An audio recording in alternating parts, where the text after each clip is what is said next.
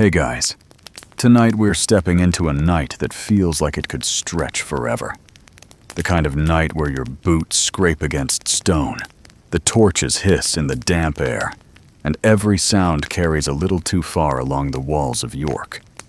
You're not drifting through some fairy tale dream. You're the one posted at the gate, holding the keys to who gets in, who stays out, and maybe whether you survive the night at all. Spoiler alert. You probably won't survive this if you nod off on duty, so best stay awake with me. So, before you get comfortable, take a moment to like the video and subscribe, but only if you genuinely enjoy what I do here. And tell me in the comments, where are you listening from, and what time is it for you right now? I love seeing our little Watchmen community scattered across the globe. Now, dim the lights. Maybe turn on a fan for that soft background hum. And let's ease into tonight's journey together. The torch beside you spits resin as the smoke coils upward, tracing faint patterns against the curtain wall. York's stones are cold, pressed from centuries of weight, and you can almost feel the memory of Roman sandals that once tramped here before you. A mainstream fact worth noting. These walls really do date back to Roman Iberacum, later rebuilt by Normans and reshaped over generations. They aren't just backdrops. They are time layered in limestone. The wind pries under your cloak, catching the faint smell of tallow smoke and wet timber. The sound of boots clunking on wooden planks echoes strangely, sometimes more than once, as if a second guard were trailing you invisibly. You mutter, if it's a ghost, it better help with my shift. That's joke number one. It's a long night. You'll need to entertain yourself. Above, the sky is moon pale, and stars glimmer in crisp patches. You think about how scholars argue whether medieval sentries actually studied the stars for timekeeping or just trusted church bells. Historians still argue whether bells or natural markers were more reliable for marking hours. But either way, you're staring upward, waiting for signs of dawn that feel centuries away. By your side, a wooden bench promises a quick rest. You know better. Sit too long, and you'll find yourself dozing while some mischievous lad slips through the gate. Or worse, someone important catches you napping. Joke 2. Imagine explaining that to the sheriff. Sorry, my lord. I was just testing the sturdiness of this bench with my eyelids. The night feels alive in its stillness. Somewhere, a rat scuttles across a beam, and you swear it's carrying half a loaf of bread like it just robbed the market. That's joke 3. But even rats remind you of the city's heartbeat. The leftovers of daytime bustle that linger into the quiet hours. The torches sputter again, and you pull your cloak tighter. You're alone, but the gate itself seems to breathe with you, timbers creaking under the pressure of iron hinges. The city sleeps behind your back, while beyond the gate lies a dark road stretching to nowhere in particular. And you, well, you're stuck in the middle, half sentinel, half storyteller, pacing between stone and shadow. Your shift has only begun, and the night already feels longer than promised. Somewhere down the line, other noises will call you. Carts, whispers, maybe even shouts by the river. But for now, you breathe in smoke, stone, and the strange companionship of your own thoughts, carrying you deeper into this long, peculiar watch. The night deepens around you, and your boots drag a little slower across the flagstones of Bootham Bar. This gate isn't just another pile of stone, though sometimes, when fatigue makes your eyes swim, you might wish it were. Instead, it's one of York's proud northern gates, a stubborn archway of pale limestone that has seen armies, merchants, priests, and troublemakers shuffle through its maw for centuries. The very name Bootham harks back to Bootham, meaning the street of stalls or booths, a reminder that commerce always pressed its face against these walls. You know all this because it was drilled into you at muster. But honestly, it doesn't help when you're pacing in the damp, watching shadows tilt and stretch under the torchlight. The shadows are restless tonight. A flame spits, the timber groans, and the wind sighs like a tired minstrel. You tell yourself it's just the ordinary breathing of the city. But in the stillness, every creak becomes an accusation, every rustle a possibility. Was that a thief sliding beneath the gate? Or only a stray cat sneaking toward the fish market? You squint into the darkness, trying not to blink too long. Your hands rest against the cool wall, and you can feel the indentations where generations of guards leaned exactly as you do now. That's the thing about stone. It remembers. It holds the pressure of palms, the scratches of weapons, the soot from countless torches. If you wanted romance in your job, there it is, etched silently into limestone. Mainstream fact time. York's Bootham Bar stands on Roman foundations, later adapted by Normans, and by the 14th century, it had taken on much of the form you still see tonight. It's one of the best preserved medieval gateways in all of England. Nice history. Though at the moment you wish those Normans had installed better draft-proofing. The timber doors tower beside you, bound with iron, their hinges the size of your head. They are closed tight now, but the memory of earlier clatter still rings in your ears. Even after curfew, carts sometimes strain their way in. Special privileges for merchants with royal licenses, or for wagons hauling goods deemed too important to leave outside the walls. You recall how one creaked through just an hour earlier, the driver whispering excuses about spoiled fish. That excuse alone made you wince. Fish smells bad enough fresh. You look up at the battlements. From up there, you know the view spreads wide across the road toward the north. Fields, hedgerows, the faint silhouette of St. Mary's Abbey against the sky. But from here, at ground level, you mostly see shadows. Sometimes, when you're alone too long, those shadows start to look like people. A crouched figure, a slinking thief, a bent woman carrying a basket that melts into nothing when you step closer. It's a trick of the firelight, of course. Historians still argue whether medieval watchmen actually believed in ghosts patrolling city walls, or whether it was just their way of making long hours bearable. Either way, you're tempted to salute one or two of these shadow companions, just so you don't feel ridiculous talking to yourself. The air carries scents. Wet wool from your own cloak, stale beer drifting from taverns gone quiet, horse dung that no amount of straw seems to cover. Sometimes, if the breeze catches right, you get a whiff of baking bread cooling in someone's kitchen, which feels like a cruel joke when you've been chewing on the same tough ration since dusk. Joke 1. Nothing makes bread smell more delicious than the knowledge you can't have it.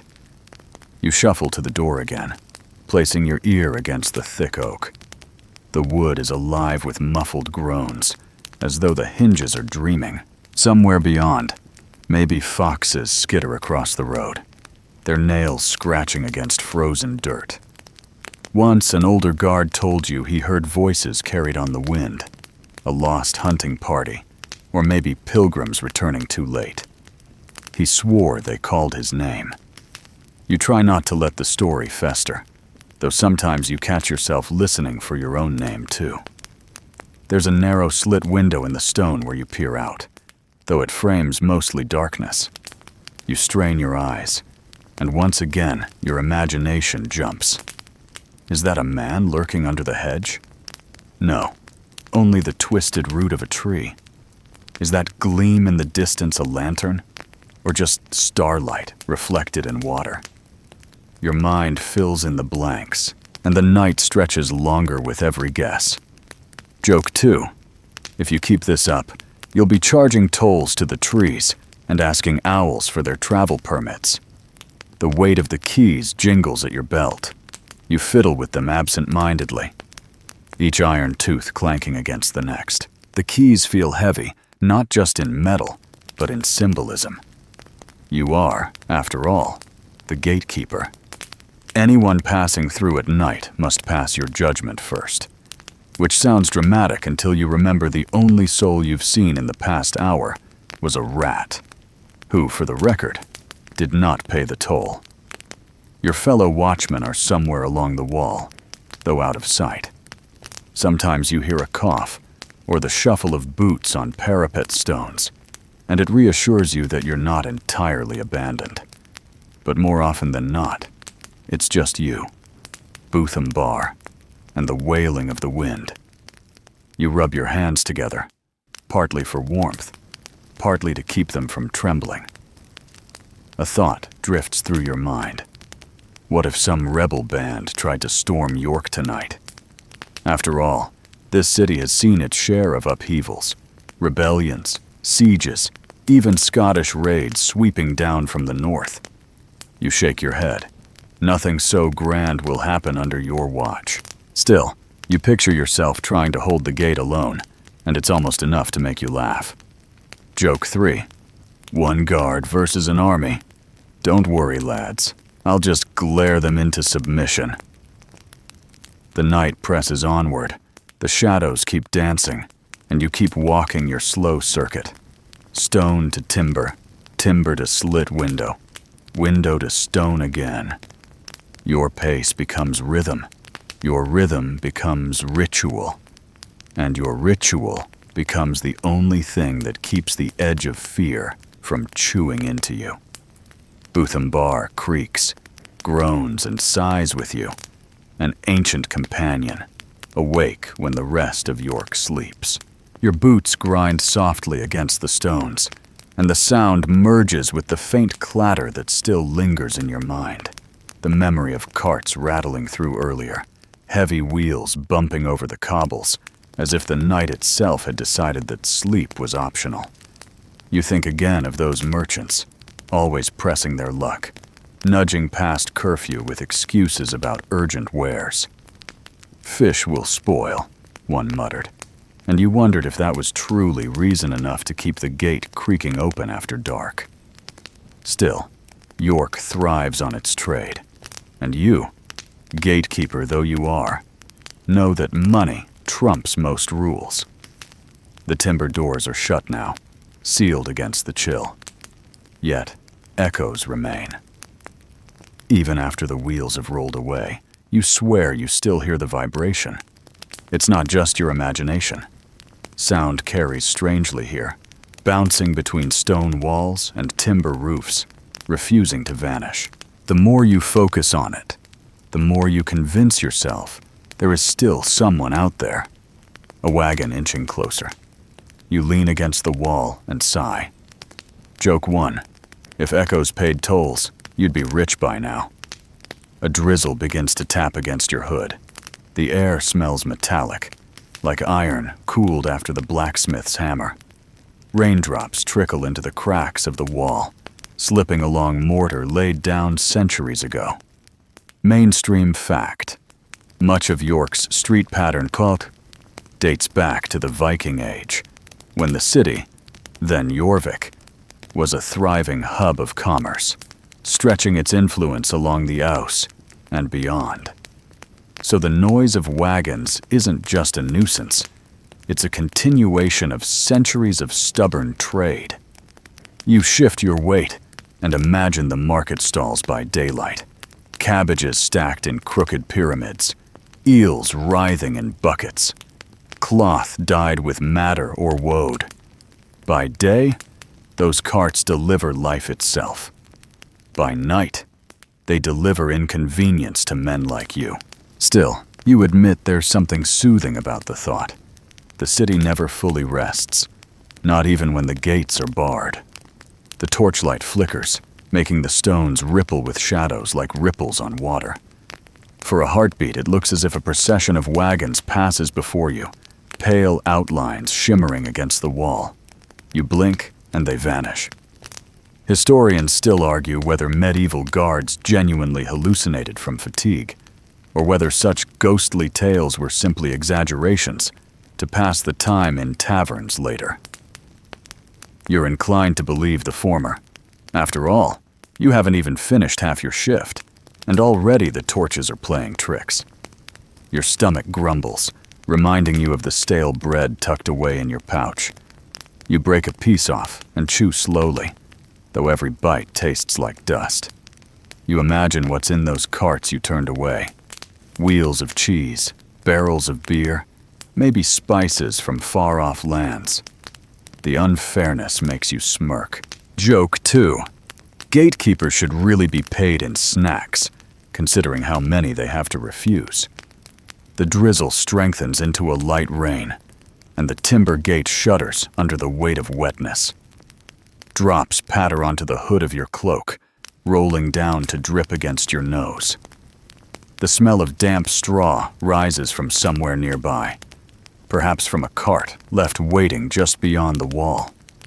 You imagine the driver huddled beneath his blanket, muttering curses at you for denying him entry. It's not your fault. The rules are the rules, except for when they're not, which is more often than you'd like. Your hand drifts again to the iron key ring at your side. The keys feel colder now, slick with rainwater. You twist them idly, each one jangling like a bell. Their sound merges with the rain, creating a rhythm that almost lulls you. But you shake yourself awake. The night has ways of numbing you into carelessness. A sudden clank jolts your ears. A loose cart chain, perhaps, or just a hinge moaning under the rain. You freeze, listening. The sound fades, leaving only the drizzle and your heartbeat. This is the curse of the watch. Every small noise could mean danger, yet 9 times out of 10, it means nothing at all. You resume pacing, though your shoulders remain tense. Somewhere in the distance, a dog barks, sharp and frantic. Another joins, then another, until the noise ripples like a warning. You picture a caravan trudging late along the road, dogs snapping at horses' hooves, drivers snapping at the dogs. The sound fades, and the silence feels heavier than before. You rub your eyes, grit sticking to your lashes. Rain drips from your hood, and your boots squelch against wet stone. It's all very glamorous, this life of guarding the city. Joke 3. If anyone writes a ballad about you, it'll be called The Miserable Squelching of York. Not exactly fit for the lute, but accurate. Time drags its feet. You glance at the sky, searching for some sign of progress. A star moving, a patch of cloud shifting. Nothing obliges. You think about how strange it is that a city can hum with commerce by day and yet feel like the loneliest place on earth by night. The carts remind you that life presses forward, even as you stand still at the gate, pacing like a restless pendulum. Your thoughts drift again to the wagons you denied entry. Will they try again at dawn? Will the goods arrive fresh enough to sell? Or will York wake to grumbling merchants and spoiled fish? You shrug. That problem lies beyond your shift. For now, you are just the keeper of the gate, the judge of shadows, the listener to phantom wheels. The rain softens, tapering to mist. The air smells fresher now, like grass brushed clean. Your torch sputters, but holds. The carts are gone, the echoes fading, leaving only you, the keys, and the endless night. Yet you know more sounds will come. The city may sleep, but trade never truly does. And so your ears must remain open, catching every rumble, every whisper, every shadow that dares creep near Bootham Bar. You stretch your back, letting the tension crack. Another hour gone, perhaps. Or perhaps just a quarter. Time is slippery here, as slippery as the cobbles underfoot. And so you breathe, steadying yourself, prepared for whatever new sound dares to disturb the silence next. The rain eases to nothing, leaving the stones slick beneath your boots and the air sharp with the scent of wet limestone. You pace slowly, the way a cat circles its territory, each step familiar, but never quite the same. The torch beside you gutters low, a hiss of resin and a spatter of sparks, and you think for a moment it might die. You lean in, shielding the flame with your hand, and it steadies again, glowing warm against the wall. Your shadow stretches long and thin across the arch, swaying as though it's another watchman pacing with you.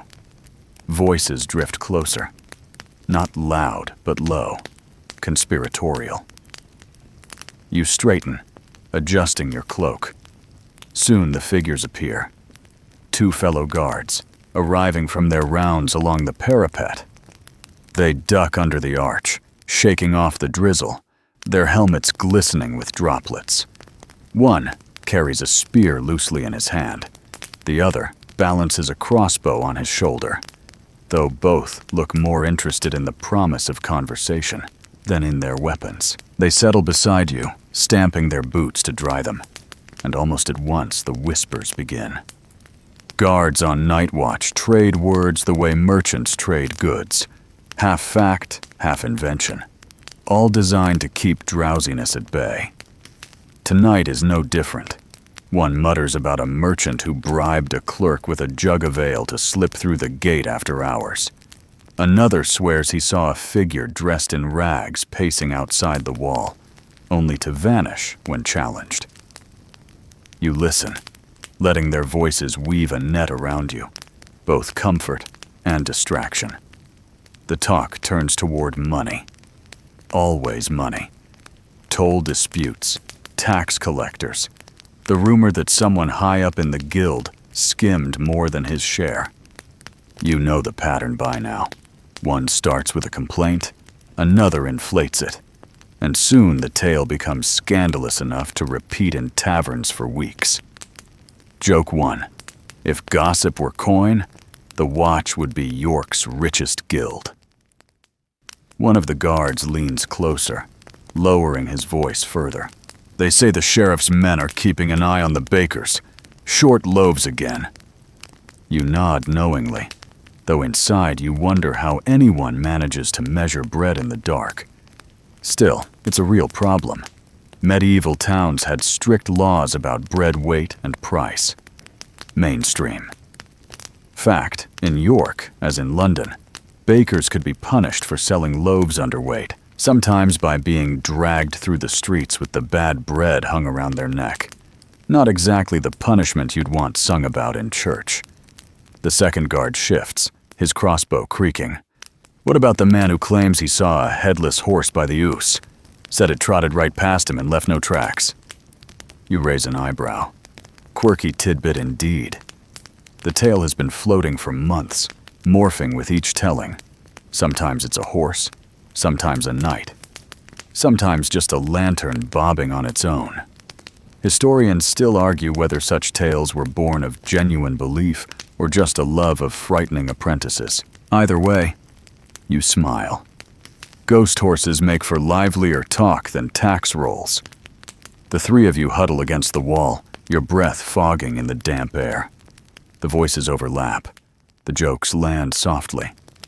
Someone compares the sheriff's bald head to a polished helm, and you stifle a laugh for fear of waking half the city.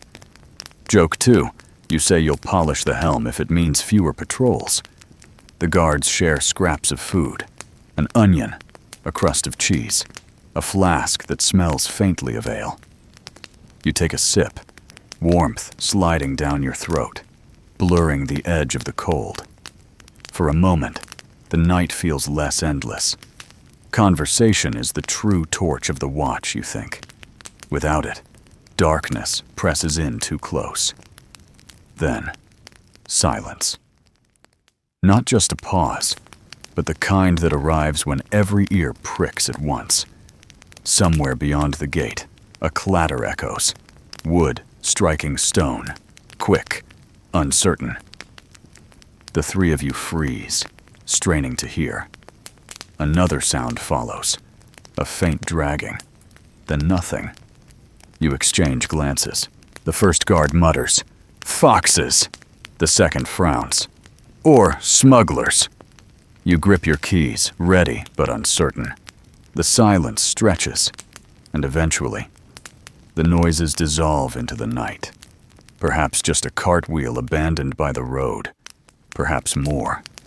Still, the incident leaves you watchful, the gossip fading like mist. The others drift away again, continuing their rounds. Their footsteps fade into the upper wall, leaving you alone with Botham Bar once more. The torchlight feels thinner without their laughter, and you pull your cloak tighter. Yet their words linger in your mind. Bakers cheating scales, headless horses, merchants bribing clerks. A stew of rumor, half true, half nonsense, simmering in your head, while the rain begins again. Soft and steady. You lean back against the cold wall, closing your eyes, just for a heartbeat. The gossip warms you still. The shared absurdities of men, too tired to care if they're right or wrong. That is the rhythm of the guard. Footsteps, whispers, silence. Repeat. The night goes on, each hour stretching like a shadow across the cobbles. Another drop splashes from the parapet above, catching your nose, startling you awake. You sigh, resuming your slow patrol. Somewhere out there, another story brews, ready to join the pile of truths and half-truths traded at the gate. For now, though, you walk and the night listens. You draw your cloak tighter as the rain fades into mist, the damp clinging to your face like an unwelcome second skin. The torches hiss quietly, their flames wobbling in the uncertain air, and you realize how strange it is that even silence can feel noisy. The echoes of the guards' gossip still ring in your ears, but now the night presses in again, a heavier weight with every passing minute. Your footsteps lead you in circles under Botham Bar, but your thoughts wander further, to the very ground you stand on, and what it once was. York isn't just York. Once it was Iberacum, a Roman fortress with walls bristling against invaders. Later it became Jorvik, a Viking stronghold buzzing with longships and traders. And now it stands as a medieval city, its stones layered like pages in a book. Mainstream fact. In the 9th and 10th centuries, Jorvik was one of the most important towns in England, rivaling London itself in trade and culture. The bones of that city still lie beneath your boots. When you pace, you walk on Roman foundations, Saxon graves, and Viking rubbish heaps. Hardly the most comforting thought when you're supposed to focus on the gate. But history doesn't give you much choice. It's everywhere here. You run your fingers along the damp stone and imagine those earlier watchmen, pacing just as you do. Maybe a Roman soldier, bored out of his skull, muttering about how cold Britain is compared to the Mediterranean. Maybe a Viking, leaning on his spear, humming to himself while keeping an eye out for enemies. Joke 1. You picture a Viking yawning, grumbling, "I left Norway for this?" The wind whistles low, carrying faint scents from the market square. Ash from dying hearths, yeast from fermenting ale, the ghost of smoked fish. You close your eyes and almost hear the daytime bustle. The traders shouting in Old Norse, the clink of coins and scales, the laughter of children running underfoot. All of that feels etched into the city's skin, and even in the dead of night, you can sense it pulsing faintly. Sometimes you think you hear it more literally. A faint rhythm, like wooden wheels on cobbles, or voices chanting in a tongue you can't place. Of course, it's only imagination. Or is it? Historians still argue whether the legends of Viking York are exaggerated or rooted in fragments of truth. Were there really markets bustling 24 hours a day? Or is that just romantic hindsight? You shrug into your cloak, muttering that if ghosts of traders want to haunt Bootham Bar, they might at least pay tolls like everyone else. You pause by the timber doors again, the massive iron hinges dark against the slick wood. You press your ear against them, as though listening for centuries-old secrets. All you hear is the faint dripping of rain and your own breath. Still, you can't shake the feeling that the walls themselves hum with memory. This city has been captured, burned, rebuilt, yet it endures, and you are a very small part of that chain. It's a humbling thought, though not exactly the kind that helps you stay alert at 3 in the morning. Your torch crackles and spits a glob of resin. You jerk back just in time to avoid a speck of ember on your cloak. Lovely, you mutter, brushing at your shoulder. Joke 2. Nothing says prestige like being paid to dodge flaming tar droplets. The mist thickens, curling in the archway like smoke. You squint, half convinced shapes are moving in it. Tall figures in cloaks, helmets glinting with moonlight, axes resting across shoulders. The image is vivid enough that you almost hail them. Then the mist shifts, and the figures dissolve. You chuckle quietly, shaking your head. Yet another trick of tired eyes. Still, you can't deny that a part of you finds it thrilling, this blending of present and past, of the real and imagined. You shift your weight again, leaning against the wall. Your boots squelch, soaked through from the rain. The ground feels soft in places, as though the earth beneath is not as firm as it pretends. You remember hearing tales that Viking rubbish pits still lie under the city streets, layers of discarded bones, shells, broken pottery. Quirky tidbit. Archaeologists once dug up a preserved Viking latrine in York, still full of what you might politely call evidence of diet. Not exactly the kind of treasure trove you'd hope for, but it told them more about daily life than gold ever could. You grin faintly, thinking how awkward it would be if one of those pits opened under your boots mid-shift. Gatekeeper swallowed by Viking Lou would not make a flattering ballad. Your ears prick at another sound, a faint clinking, like metal on stone. You straighten, eyes scanning the mist. Could be another guard on the wall. Could be nothing. You wait, tense, until the sound fades. Only then do you relax, though unease lingers. The night has a way of making every sound larger, every shadow longer, every possibility sharper. You think of the stories told in taverns, of Viking treasures buried under houses, of silver coins unearthed by accident, of warriors haunting the streets they once ruled. Historians still argue whether half those tales were propaganda spun by later chroniclers or genuine echoes of a fierce city. Either way, the idea of sharing your shift with centuries of restless spirits is both entertaining and mildly terrifying. Joke 3. If one of them turns up, you'll just ask them to take the next watch while you nap. The mist begins to thin, drifting higher, revealing the damp cobbles, shining faintly under torchlight. You resume pacing, counting steps to pass the time.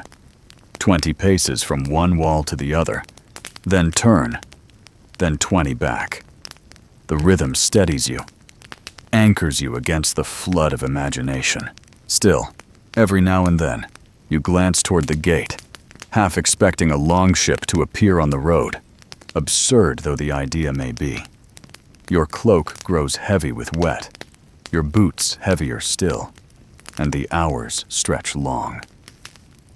Yet beneath the weariness, you feel something else, a quiet wonder at standing where so many stood before. This is not just your night. It belongs to centuries, And though you may only pace shadows and listen to echoes, you are part of York's long story, as real as the Vikings who once ruled here, and as fleeting as the drizzle that now fades to nothing. You breathe deeply, the air cool and sharp in your lungs. Another hour gone, perhaps. Another story etched into Bootham Bar's stones. And still you walk, pacing your post, while the echoes of Viking York drift faintly in the night around you. The air is damp and still, yet your senses trick you into thinking you smell roasted meat, spiced pies, and tangy cheeses. It is absurd, because the market square is deserted, its stalls long closed, and its goods packed away hours ago.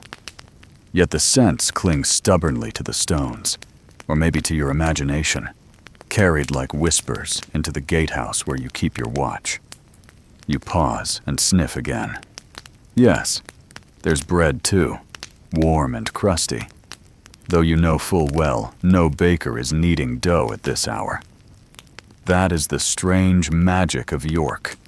Even when empty, it feels full. You let yourself imagine daylight when the square bursts into life. The shouting of vendors overlaps in a kind of rough music, each calling louder than the next. Fine wool from Flanders. Oysters, fresh from the coast. Sweetmeats for your feast. The clatter of coins, the haggling, the laughter of apprentices running errands. It is all easy to picture, because it happens every day. And now, in the deep night, the absence of that bustle is almost louder than its presence. Joke 1. The silence has more personality than half the merchants. Your boots scrape the wet ground as you wander beneath the arch, following the line of wall toward the square. Nothing moves there now, but the faint flutter of cloth, perhaps a forgotten scrap left tied to a stall. The moonlight washes the cobbles, and the square seems larger than by day, when it is crammed with bodies and goods. You think of how many feet have walked here before you. Roman sandals, Viking boots, medieval patents, and you feel briefly like the least important of them all. Mainstream fact: York's markets were vital to the city's survival, drawing in traders not only from the English countryside, but also from abroad. Flemish weavers, Scandinavian merchants, and even traders from the Hanseatic League all passed through here, their goods filling stalls with a variety rare in medieval England. It wasn't just wool and fish, it was spices, timber, even exotic goods like silk. The city's wealth grew on such exchanges, and by guarding the gate, you guard that flow. A faint drip echoes from somewhere above, a gutter spilling the last of the rain. It lands on the stone with a sound like coins striking a counter. You smirk at the thought, imagining some ghostly merchant still weighing his earnings long after the stalls are empty. Historians still argue whether medieval people really believed marketplaces were haunted after dark, or whether such tales were simply ways of keeping curious children from sneaking in to steal. Either way, you decide that if there are ghosts counting coins, you'd prefer they share. The smell of smoked fish lingers longest, clinging to the damp night air like a stubborn guest. You wrinkle your nose, remembering the excuse of the fish merchant who begged to bring his cart through. You imagine him now, somewhere outside the gate, sulking in his wagon with barrels of herring. Joke 2. You bet his neighbors love him, especially when the barrels burst. The quiet is broken by a faint skittering near a stall. You freeze, your hand brushing the hilt of your weapon, only to spot the culprit. A rat darting across the cobbles, whiskers twitching. It stops, lifts a crust of bread nearly its own size, and drags it triumphantly into the shadows. You laugh softly despite yourself. Even in darkness, trade continues, though not quite the kind the city fathers intended. The torches burn low, their light too feeble to fully illuminate the square. Shadows hang between the stalls, long and heavy, like cloaks draped carelessly by giants. You step closer, peering in, and for a moment you swear you see outlines of people. A woman holding a basket, a boy tugging at her sleeve, a man leaning on a staff. You blink, and they're gone. Just tricks of firelight, of course, but the images feel real enough to linger in your mind. Your stomach growls again, and you chuckle ruefully. The bread in your pouch is long gone, and thoughts of roasted meats and spiced pies are hardly helping. You remember hearing a story from another guard, that once a baker tried to sneak a pie cart through the gates after curfew. The smell was so strong, the watchman nearly broke protocol just to taste. Quirky tidbit. Pies were a medieval staple, not just for nobles, but for common folk too. Often made with whatever fillings were at hand. They were both food and container, the crust serving as a kind of edible storage box. You grin, imagining yourself guarding not just gates, but an army of runaway pies. Another drip falls, another echo spreads, and the night resumes its stillness. Your feet trace the same pattern again, pacing slowly between arch and square. The rhythm of your steps matches the faint heartbeat of the city, steady, unhurried. You are not part of the market's bustle, but in your quiet watch, you preserve the possibility of its return. A faint creak pulls your ear, the sound of wood shifting in the damp. Perhaps one of the stalls is settling, or a barrel is rolling slightly where it was left. You tense for a moment, waiting for more, but the sound fades quickly. You chuckle again, whispering to yourself.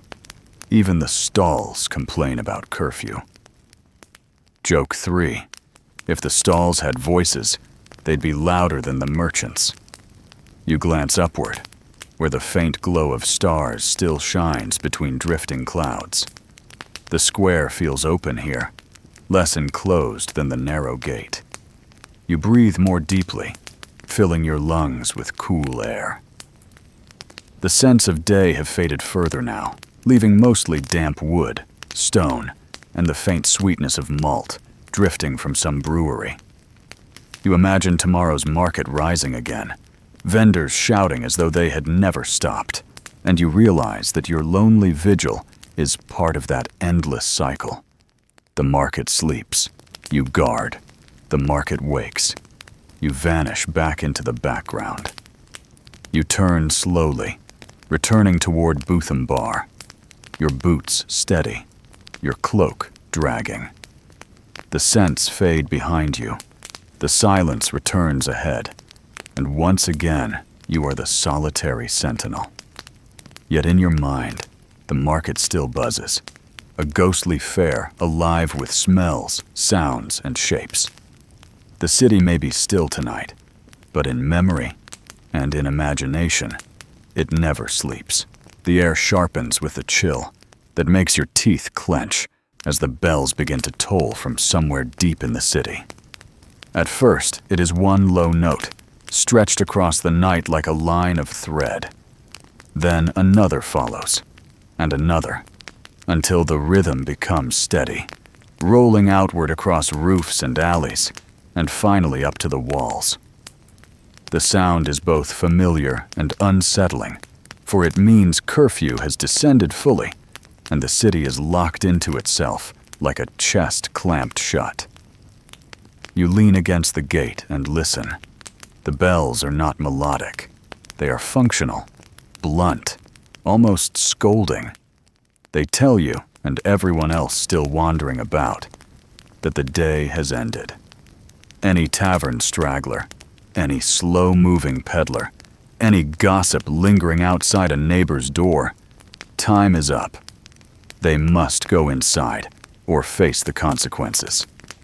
Mainstream fact: medieval towns across England, York included, used a nightly curfew bell to signal the closing of gates and the banking of fires. The ringing was a kind of civic heartbeat, a reminder that safety depended on shutting down together. The sound echoes strangely off the damp stone.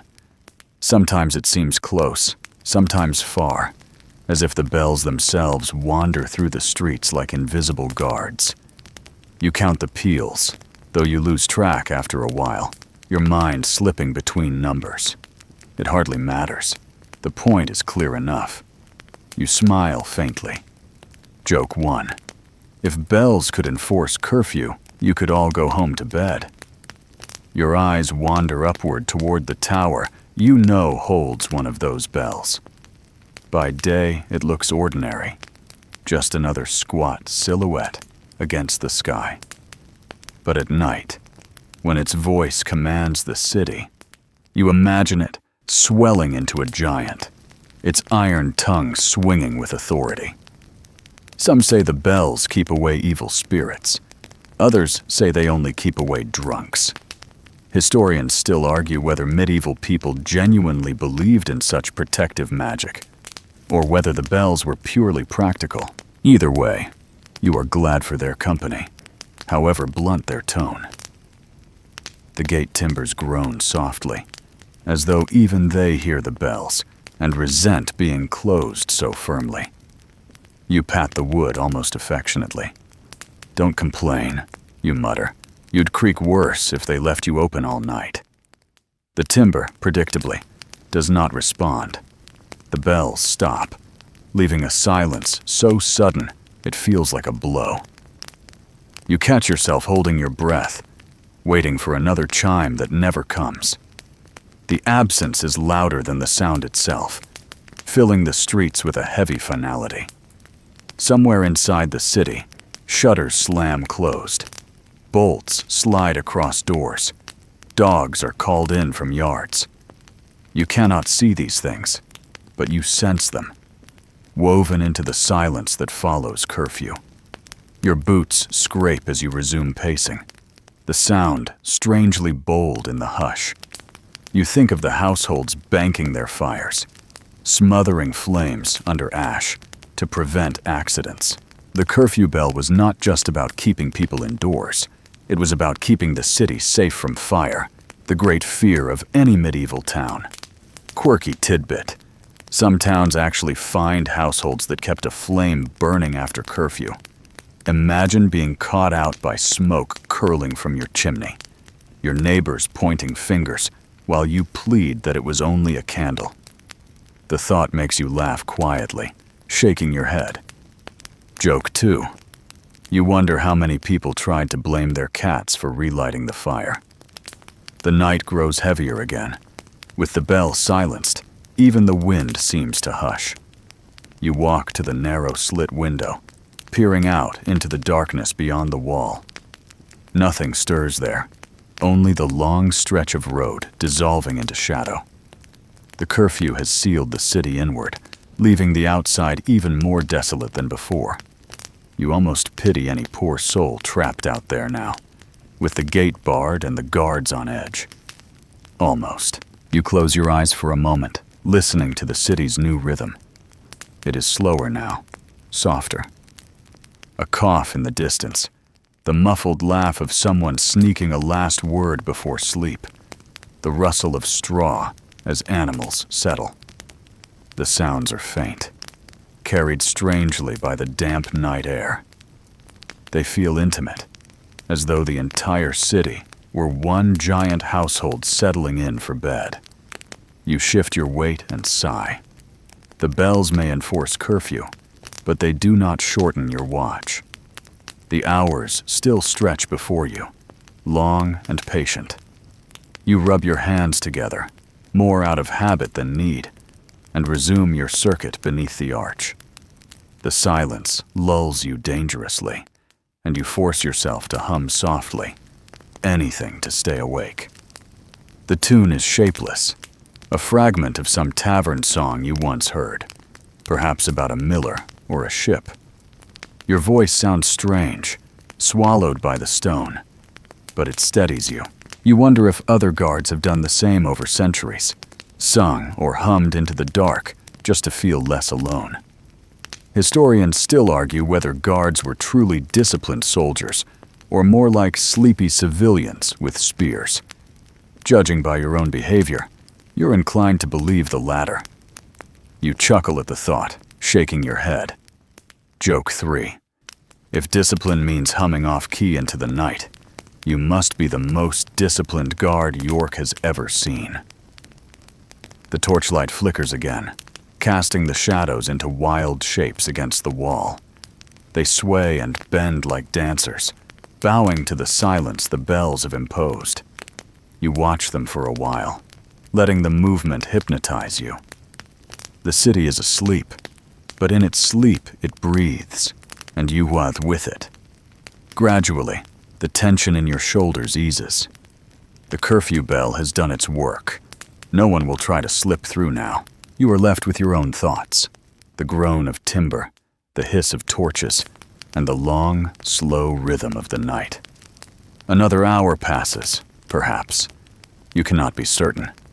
Time has a way of bending when marked only by echoes and shadows.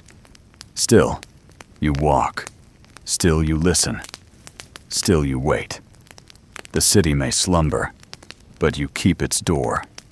And the bells, though silent now, linger in your ears like a memory, reminding you that the night has boundaries, and you are one of them. The night holds you close, wrapping its damp cloak tighter around your shoulders as the curfew silence settles into every crack of the city. Your ears strain for any sound at all, and eventually one comes. Not raucous, not threatening, but measured and deliberate. A faint shuffle of sandals on cobblestones, accompanied by the low murmur of voices rising and falling in steady cadence. You straighten, leaning forward beneath the arch, and soon the shapes emerge. Clerics, their robes dark against the pale moonlight, candles flickering between them like timid stars. They move slowly, as though even the air resists their passing. Their Latin chants drift in fragments, catching against the stones, pieces of phrases half understood. You pick out a word here and there, pax, aura, dominus, familiar enough to give the sense without the full meaning. Mainstream fact. York's clergy were plentiful, with more than a dozen churches active in the city during the Middle Ages, not to mention the grand cathedral of York Minster rising like a mountain of stone over it all. Priests, monks, and canons were as common as merchants, their footsteps as routine as tolls. The procession passes under the arch with soft candlelight stroking the timber doors. Their faces are calm, serene even, though one of them stumbles slightly on the uneven cobbles, muttering under his breath. You suppress a smile. Joke 1. Even holy men can't avoid tripping on York's roads. Proof that cobbles are a more powerful force than sin. You watch them continue toward the minster, their voices fading into the distance. The night seems darker once their candles vanish, as if the shadows have swallowed a piece of the moon. For a moment you feel oddly exposed, standing there with only your sputtering torch for company. You shake your head, muttering, "Even the priests get to walk together. I'm left talking to rats." The idea of faith lingers, though. You wonder what prayers they whisper in the small hours. Are they asking for safety, for forgiveness, for relief from endless duties that weigh on them as yours does on you? You remember an older guard once telling you that priests sometimes prayed against thieves, as if words might keep cut purses at bay. Quirky tidbit. Some medieval people believed reciting the right psalm could actually serve as a kind of charm, protecting against sudden accidents or attacks. You grin faintly, imagining yourself mumbling verses instead of carrying your keys. The torch crackles beside you, spitting another glob of resin. You hiss at it, brushing sparks off your sleeve. Fire feels less like a friend and more like an unruly companion. Necessary, but eager to misbehave. You lean on your spear, eyes drifting toward the minster's faint silhouette towering in the distance. By day, it dominates everything, but by night, it looks ghostly, half-formed against the stars. Historians still argue whether medieval citizens truly saw the minster as a comforting landmark or as a looming symbol of authority. From here, in the dark, you can imagine either. Another sound interrupts your thoughts. The faint clink of a censer, metal swinging on a chain, scattering the smell of incense into the damp night. The sweetness reaches your nose, mingling strangely with the odors of wet stone and old timber. You inhale deeply, surprised at how calming it feels. For a moment, the gate seems less hostile, the silence less pressing. Then, just as quickly, the scent fades, and the night presses back. You find yourself almost missing the clerics, though their prayers were never meant for you. Still, you wonder if some fragment of their chanting lingers in the stones, tucked between the cracks like forgotten coins. Maybe, centuries from now, someone else will pause here and swear they hear faint voices in Latin. You pace again, trying to warm your legs. The square is silent, but in your imagination it fills with debate. Priests arguing over doctrine, clerks tallying church rents, monks complaining about ale rations. Joke too. You chuckle at the thought of monks striking over watery beer, chanting, "Down with the brewer! Up with the barrel!" Your footsteps echo oddly now, louder than before. Perhaps the air has shifted, or perhaps you're just more aware of yourself after watching others pass. The absence of their voices leaves a vacuum your mind rushes to fill. You hum quietly, but even that feels inadequate, swallowed almost instantly by the stone. You pause again at the gate, placing your palm against the timber. Its surface is rough, scarred by years of use. You wonder if the priests, too, once paused here, pressing their hands against it as they passed. The thought gives you a peculiar sense of kinship, though your duties could not be more different. You guard with iron keys. They guard with words and ritual. Yet both of you face the night, one way or another. A soft, scurrying noise makes you glance down. Another rat darts across the path, this one bold enough to pause and sniff at the base of the torch. It squeaks, offended, and disappears into a crack. You laugh quietly, shaking your head. Joke 3. At this rate, you'll start charging the rats rent for using the gate as their thoroughfare. The hours stretch on, heavy and unrelenting. The clerics are gone, their candles long extinguished, but their presence lingers like an aftertaste. You find yourself murmuring fragments of their chant, not in Latin, but in whatever syllables your tired brain recalls.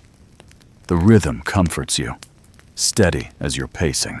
It feels oddly like prayer, not to a god, perhaps, but to the stones themselves, to the gate, to the long night that demands your watchfulness. The stars blink faintly through thinning clouds, and the minster's silhouette remains distant, silent, watchful. The city sleeps behind you, the road sleeps ahead, and you, somewhere between, keep walking, breathing, listening. The clerics reminded you that the night is not empty. It is layered with voices, rituals, and hopes, even when unseen.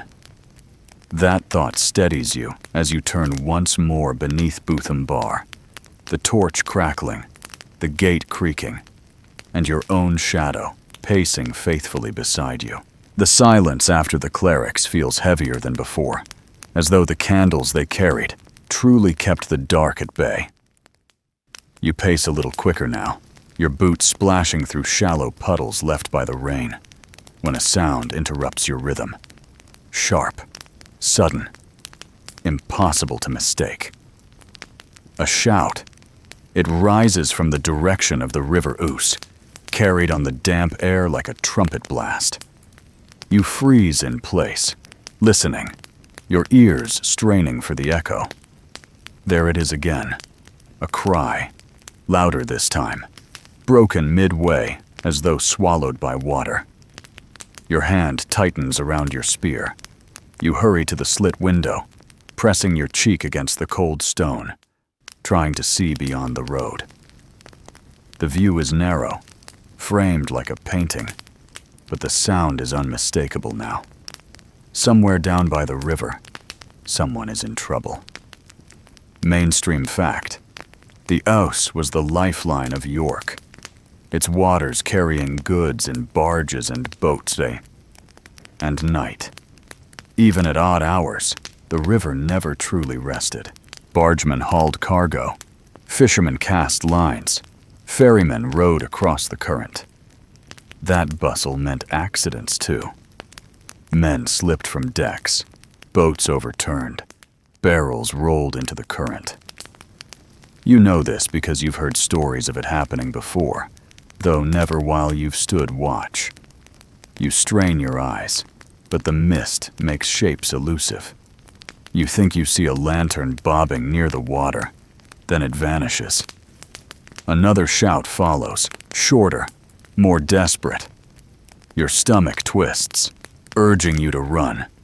Yet duty holds you in place. The gate must not be left unguarded. You grit your teeth, caught between your post and the possibility of saving a stranger. You shout instead, your voice carrying across the night. "Who goes there? What's happening?" The words echo flatly, swallowed by the damp air. No answer comes, only the lapping of water against stone. You shift from foot to foot, frustrated. Joke 1. It feels ridiculous to argue with a river that refuses to reply. A memory surfaces of another guard's tale, told over ale. He swore he saw smugglers on the Ouse once, men sliding barrels into the water to float them downstream, avoiding tolls at the gates. You imagine such a scene now. Dark figures, curses muttered under their breath, eyes flashing when discovered. Perhaps tonight's shouts belong to thieves whose plan went wrong. Or perhaps it's nothing but drunkards splashing about. Historians still argue whether medieval smuggling was widespread in York or just an occasional nuisance exaggerated by chroniclers. In the silence that follows the cry, you wonder which version you've just witnessed. The torch hisses beside you, impatient. You turn back to the gate, pacing again, though your mind lingers by the river. The sound had been real. The desperation in it gnaws at you. But your duty is here, and Bootham Bar tolerates no desertion. You breathe deeply, steadying yourself, whispering, "If it was trouble, let others nearer the water deal with it." And still, your imagination refuses to rest. You picture boats drifting half-sunk, men clinging to planks, women calling from the bank. You even imagine spectral barges crewed by the drowned, their lanterns glowing faintly under the mist. Quirky tidbit. Some people once believed drowned souls lingered near rivers, warning others away with cries that echoed across the water. You shake your head, but the thought lingers. What if the shout you heard belonged not to the living, but to one of those restless voices? You resume pacing, but your steps falter as another sound reaches you, this time softer, more insistent. A splash, then a ripple, then silence again. You curse under your breath. The Ouse is playing tricks, tempting you like a mischievous child. Joke 2. If the river wants so much attention, it should pay you a wage for babysitting. The mist drifts closer now, curling at the base of the wall, wrapping your legs like a cat brushing past. You stare into it, half expecting shapes to emerge, drenched figures staggering toward the gate, water streaming from their cloaks. But nothing comes. Only the drip of rainwater from the battlements. Only your own uneasy breathing. Time stretches. The cry does not return. Eventually the silence settles again, heavier than before, as though the night has smoothed itself over the disturbance. You sigh, rolling your shoulders, trying to shake away the tension. Yet your ears remain sharp, waiting, waiting, waiting. Nothing. You rub the iron keys at your belt for comfort, their weight steady in your hand. Whatever happened at the river is beyond you now. You remind yourself of your place. Not rescuer, not bargeman, not priest. You are the gatekeeper. Your world is here, between timber and stone, guarding the city from whatever stirs outside. Still, the thought lingers as you resume your slow circuit. Perhaps tomorrow, someone will mention a drowning, or a brawl, or a cart lost in the river. Perhaps no one will speak of it at all. York is too full of voices by day to care much about the cries of the night. Historians still argue whether ordinary townsfolk even noticed such incidents, or whether only the unlucky guard on duty carried them in memory. Tonight, you suspect you will remember long after others forget. The torches burn low, their flames shrinking, their shadows stretching like tired limbs. You breathe in the smoky air and let your feet find their rhythm again. Step, scrape, turn. Step, scrape, turn. The night is a wheel, rolling endlessly forward whether or not you join it. A faint breeze rises from the river, carrying the smell of wet reeds and mud. You wrinkle your nose, but the scent grounds you, pulling you back into the present. The shout fades into memory, replaced by the steady pulse of your watch. You are still here. The gate is still closed. The city still sleeps. Joke 3. You mutter under your breath. Next time someone falls in, they'd better shout closer to my post. I don't do rescues by long distance. The remark earns you a solitary laugh, a puff of steam in the cold air. You glance once more toward the river, but the mist has thickened, hiding everything from sight. Perhaps that is for the best. The less you see, the less you must wonder. You turn back to the gate, to your torch, to your own echoing footsteps. The Ouse will keep its secrets, and you will keep yours. The river's echoes fade into the distance, leaving only the steady sigh of night air brushing past the gate. You press your palm to the timber, grounding yourself, but soon another sound intrudes. It isn't human this time. It's a shuffle, a snort, a faint wicker of breath. You tilt your head, listening. The animals are restless. A horse stamps its hooves against cobbles, iron striking stone in uneven rhythm. Another answers with a low nicker, the sound muffled as though from a stable just beyond the square. Dogs bark once, then again, then fall into uneasy silence, as if they too sense something off. You sigh, muttering under your breath. Joke 1. If you wanted a farmyard choir, you'd have asked for one, but the city insists on providing it anyway. Animals and gates go hand in hand. After all, most of what passes through York's entrances is not just people, but beasts. Carts drawn by oxen, horses carrying merchants, pigs herded squealing into pens. Mainstream fact.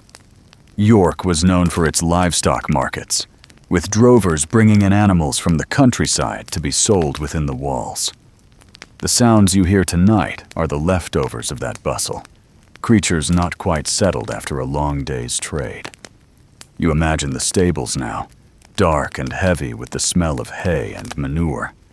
Horses shifting in their stalls, ears twitching at phantom noises. Perhaps one caught sight of a rat scuttling across the beams, or caught whiff of a fox near the gate. Their unease seeps outward, rippling through the night, until even you feel on edge. A sharp squeal cuts through the silence, high-pitched and insistent. You flinch, heart racing, before realizing it's just a pig. Somewhere nearby, perhaps in a pen beside the market, the animal thrashes noisily, hooves kicking at wooden slats. You shake your head, half amused, half annoyed. Joke 2. If pigs could pay tolls, you'd charge them double for all the racket.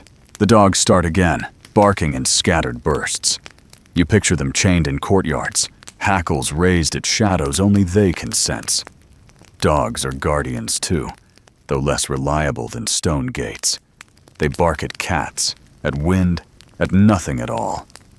Still, their voices add another layer to the city's nocturnal chorus, joining the dripping water, the groaning timber, the occasional sigh of the wind. Your torch sputters, casting jerky shadows that make the animal's noises feel even closer.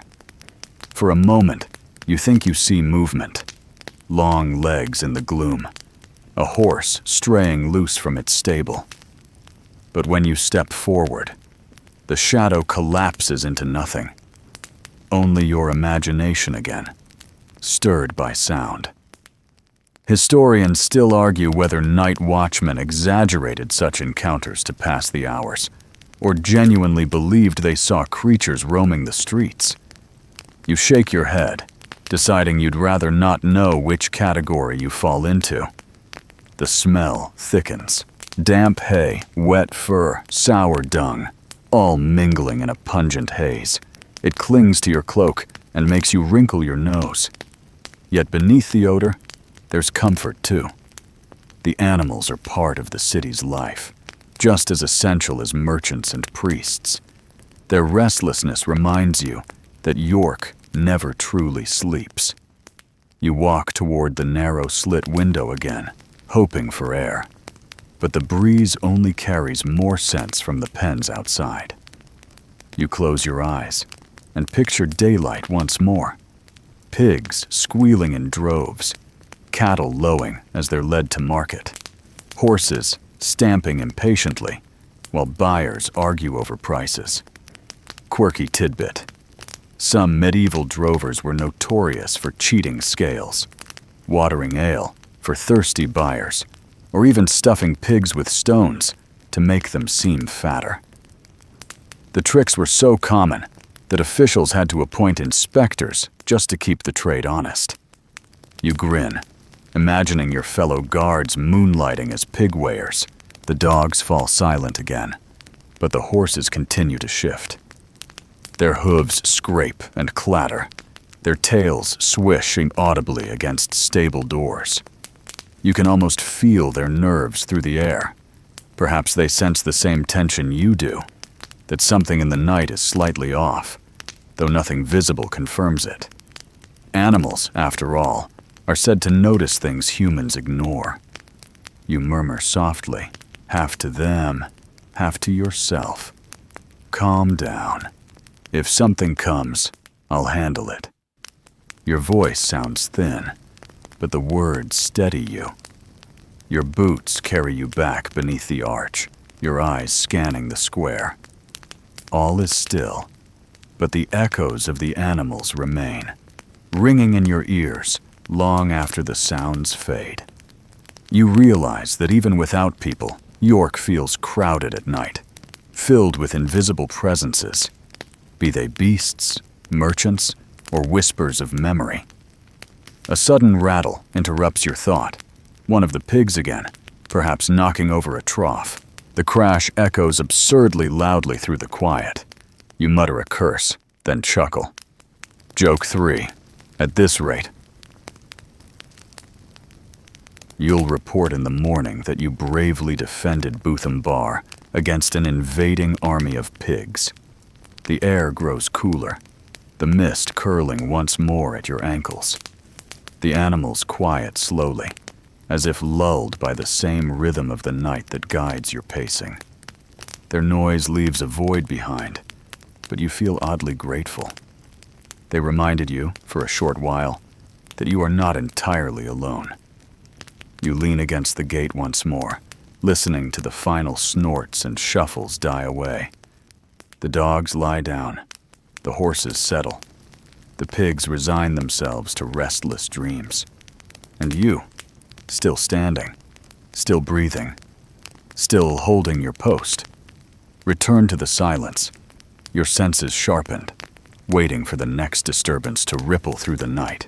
The night air has gone oddly calm again, though your ears remain tuned for the smallest hint of disturbance.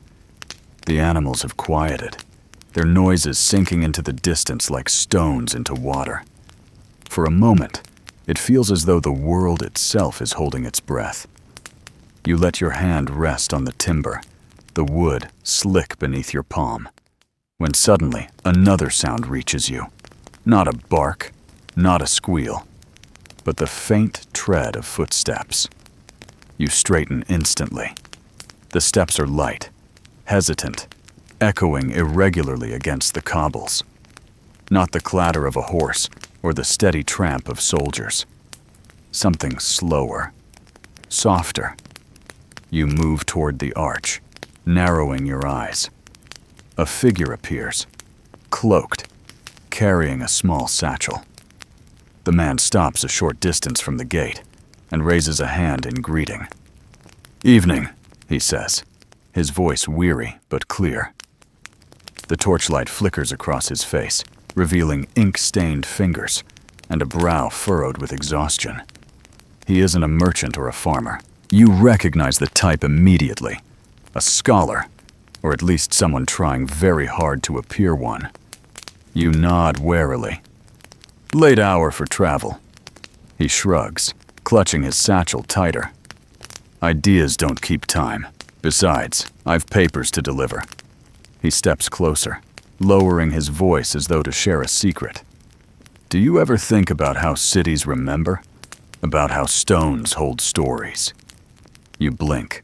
Not the usual banter you expect at the gate. "I think about staying awake," you reply dryly. "Joke one," you add, "if the stones start telling stories, I'll ask them to take the next watch." The scholar chuckles, though his eyes remain sharp. "Still, you walk where Romans marched, where Vikings traded, where kings and rebels clashed. Don't you wonder what it means?" He shifts the satchel on his shoulder, as if the weight of books or scrolls drags him down. Mainstream fact. York was indeed a seat of learning as well as commerce, with schools attached to the minster and clerks busily copying manuscripts. Scholars often traveled between towns to share knowledge or deliver documents. Seeing one near the gate at night is unusual, but not impossible. You study him, half intrigued, half suspicious. His presence feels out of place, like a lantern lit in the wrong room. He notices your silence and continues. "Some say history is written only by those in power. Others say it leaks from the ground, whether kings like it or not. What do you believe?" You smirk faintly, shaking your head. "I believe my job is keeping gates closed. Debating history wasn't in the training." Yet the question lingers. Historians still argue whether records from places like York truly reflect everyday lives, or merely echo the concerns of bishops and rulers. The scholar's eyes gleam, as though he already knows this, waiting for you to admit curiosity. He steps closer, gesturing toward the timber doors. "That wood has seen more decisions than any throne. Every merchant who paid a toll, every outlaw who begged entry, every traveler turned away. It's all recorded here. Not in ink, but in memory." He taps the door lightly, almost reverently. You snort softly, though part of you agrees. Joke two. "If doors remember so well, I hope they forget how many times I nearly fell asleep on them." The scholar smiles, though his face looks tired. He leans against the wall, his satchel shifting again. "Knowledge is like that too. Heavy, awkward, sometimes dull. Yet it outlasts us, Cities, gates, even guards. They all become stories in the end. You tilt your head, curious despite yourself. And what story are you writing? He hesitates, then answers quietly. One about truth, if such a thing exists. He laughs bitterly.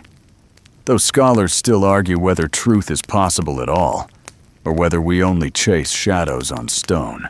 And the phrase rings in your ears, shadows on stone. That's exactly what you've been watching all night. The flicker of torchlight shaping illusions.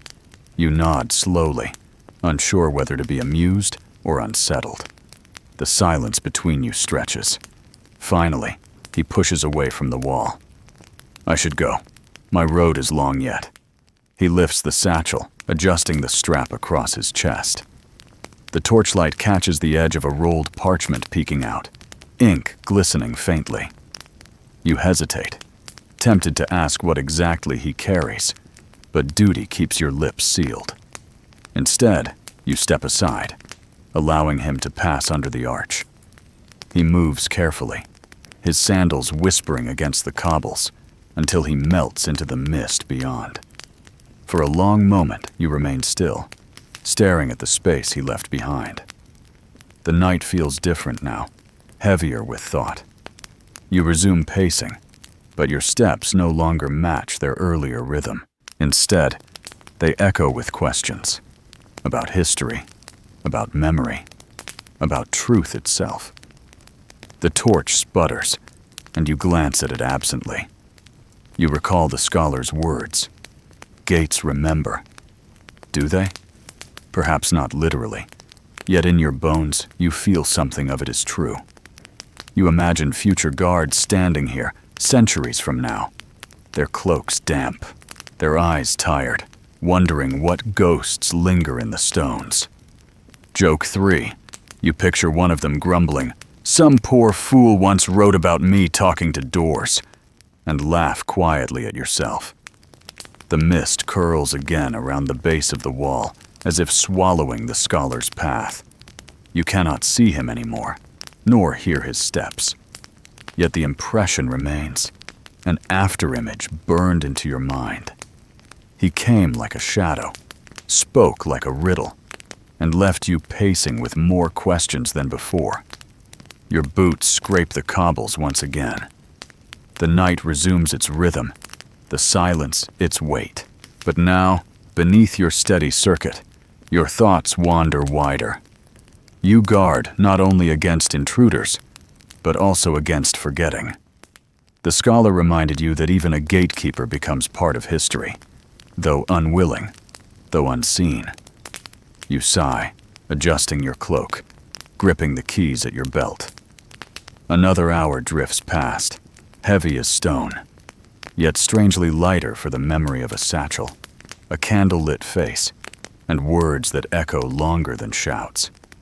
You resume your post, more thoughtful now, listening as the city breathes, wondering what story will pass beneath Bootham Bar next.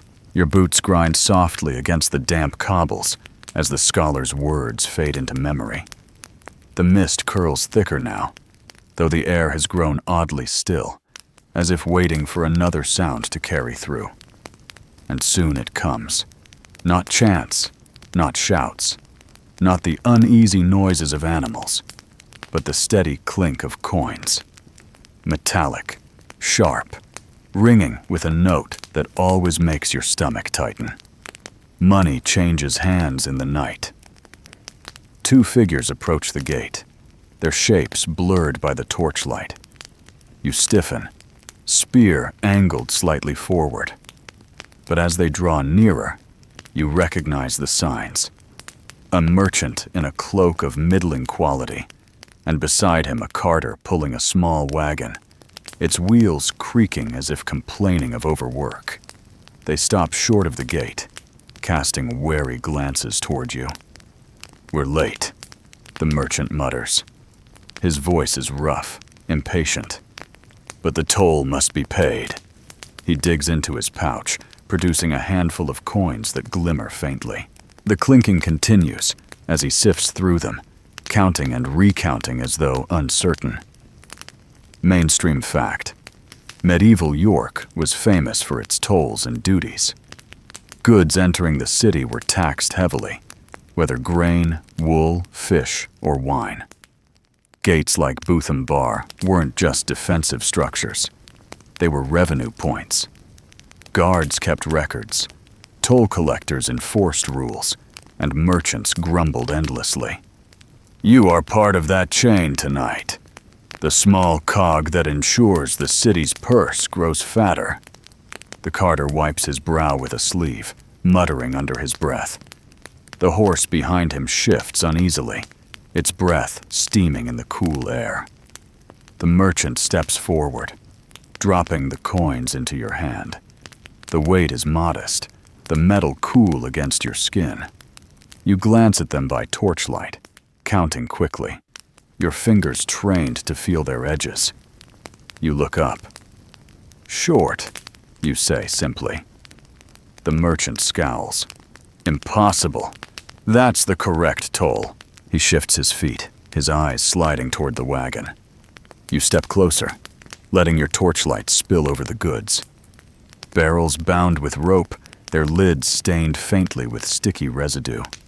Wine, perhaps, or ale.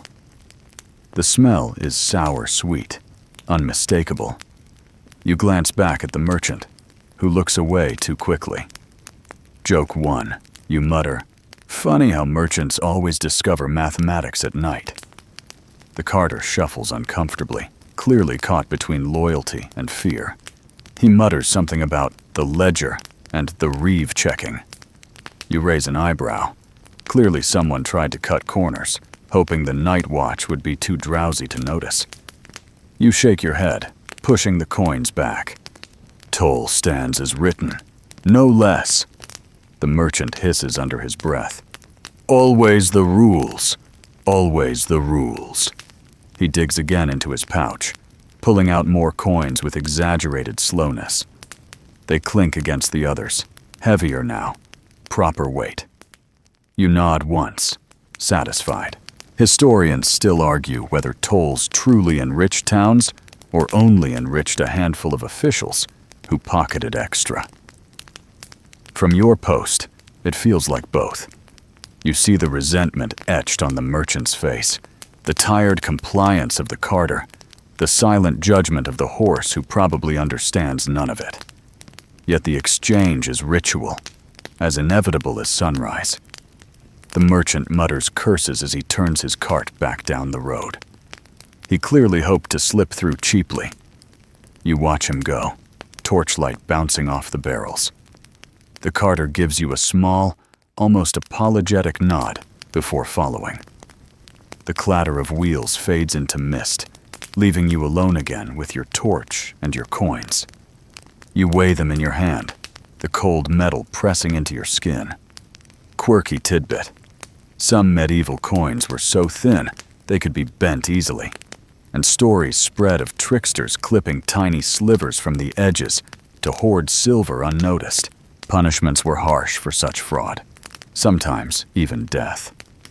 You glance at the coins again, half expecting to see clipped edges, though tonight they seem whole. Still, you rub your thumb against them warily, as though the trick might reveal itself under your touch. The torch sputters again, reminding you of your place. You slip the coins into the pouch at your belt, the sound muffled but still satisfying. You resume pacing, muttering softly. Joke 2. At least money doesn't squeal like pigs. Your steps echo against the gate. The mist presses closer, as if eager to listen. You think of how many times this ritual has been repeated. Merchant pays, guard counts, resentment simmers. Tolls have shaped York as much as walls or churches. They built wealth, yes, but also grudges. More than once you've heard rumors of disputes escalating into brawls or worse. The silence grows heavier again, until you hear another faint jingle. Not coins this time, but perhaps a traveler fumbling with keys or trinkets. You peer into the mist, but see nothing. The sound fades quickly, leaving you uncertain whether it was real or only your imagination echoing the earlier clinks. You sigh and lean against the timber, staring upward at the battlements. Somewhere above, another guard coughs softly. Proof you're not alone. Yet the weight of the exchange still lingers. Money always leaves a taste behind. Metallic, sharp, slightly bitter. Joke 3. You mutter to yourself, if resentment were taxed, York would be richer than Rome. You chuckle quietly, the sound bouncing oddly against the walls. You pace again, letting the rhythm wash the thoughts away. Step, scrape, turn. The gate creaks faintly with the damp. The torch hisses. The city breathes. And you, keys heavy at your belt, return to your endless circle. Coins still cool in your pouch. The night still pressing close. The toll has been paid. The cart has gone.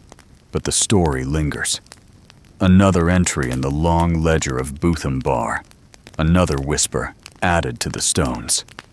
And you remain, the keeper of gates, the watcher of shadows, the reluctant accountant of the dark. The clink of coins still lingers in your ears, but the night does not allow you long to dwell on it. A gust of wind sweeps through the arch, colder than before, and with it comes a shiver that isn't only from the weather. Your thoughts drift back to stories you've heard on earlier watches, tales of uprisings, mutinies, and rebellions that once threatened to tear York apart. The stones beneath your boots hold those memories too, even if most of the city prefers to forget them.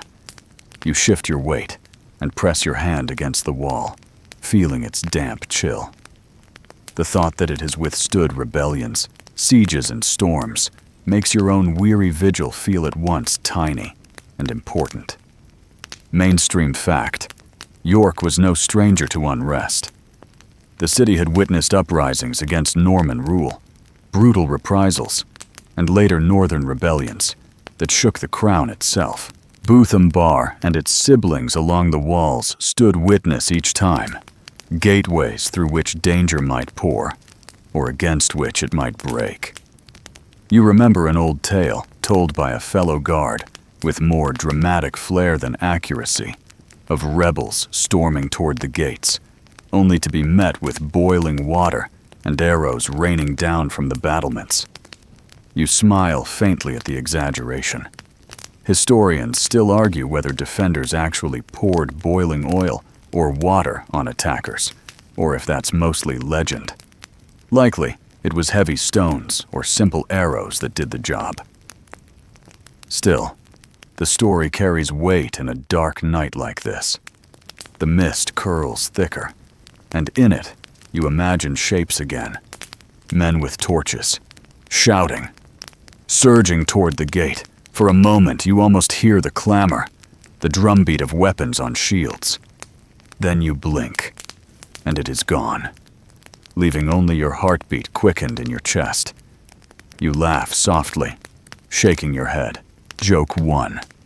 If rebels really returned tonight, you'd frighten them away, just by yawning at them. Yet the thought clings stubbornly. York has never been fully safe. Its wealth attracted not only trade, but envy, not only pilgrims, but armies. You recall whispers about the pilgrimage of grace when northern men rose against Henry VIII, demanding old ways be restored. That was long after the Vikings, long after the Normans, yet it shows the cycle never ends. Someone is always dissatisfied. Someone is always ready to rebel. The torch sputters beside you, and you shift it, trying to coax a steadier flame.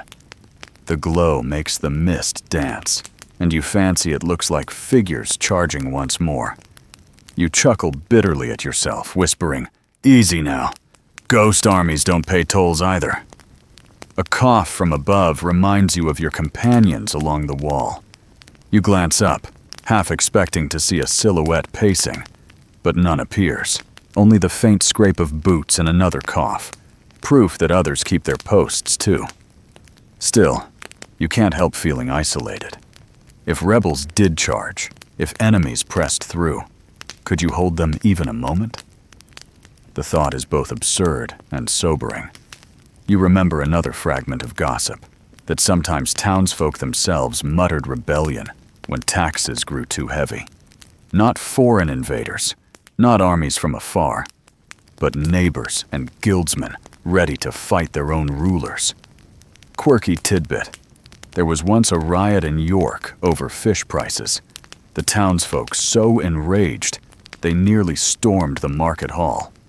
Not exactly a noble cause, but enough to make guards sweat.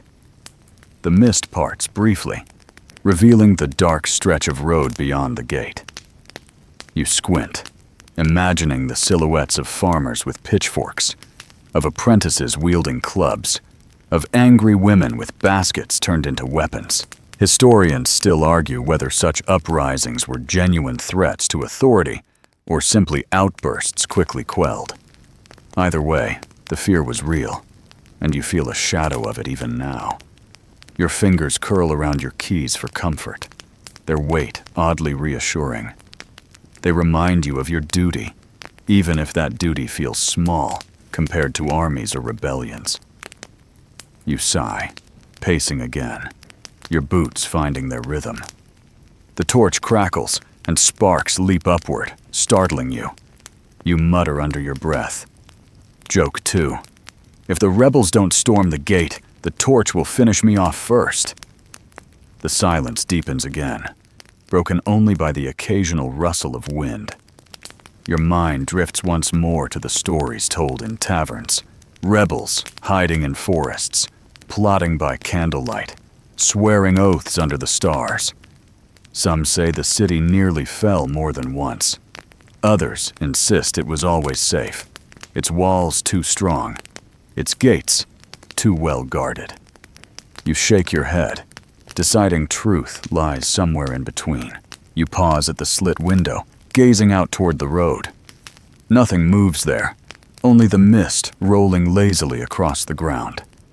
Yet in your imagination, you see banners fluttering, boots stomping, a surge of voices demanding change. You whisper softly, "Not tonight, not under my watch."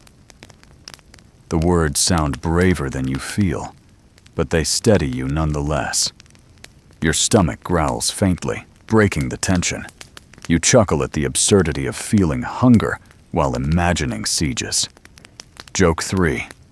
Let the rebels wait until I've had breakfast. The mist curls once more, swallowing your view. You step back from the window, adjusting your cloak. The night holds steady, its silence returning as firmly as the stones themselves. The rebels of memory fade, the echoes of uprisings quiet, leaving only you, your torch, and the creak of the gate. Yet you know the stories remain, woven into the city's walls, ready to be retold by the next guard, the next tavern singer, the next scholar with ink-stained fingers. And as you resume your pacing, you feel both smaller and larger for carrying them. A single watchman holding centuries of unrest in the back of his mind. The torch hums, the mist drifts, and your boots echo softly under Bootham Bar. The city sleeps, rebellions postponed, uprisings remembered, but not reborn. And you, still pacing, still breathing, guard not only the gate, but the fragile peace that allows it to stand another night. Your feet ache from the constant pacing, yet the night refuses to release you.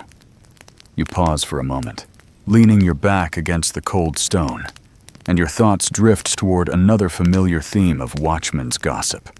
Remedies, cures, and all the strange things people in York swear will keep them alive. You smile faintly.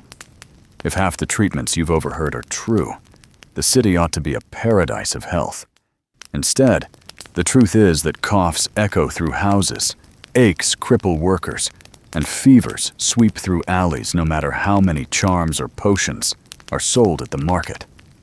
The memory of garlic hangs in your nose, perhaps carried by the breeze from some nearby kitchen, or perhaps imagined.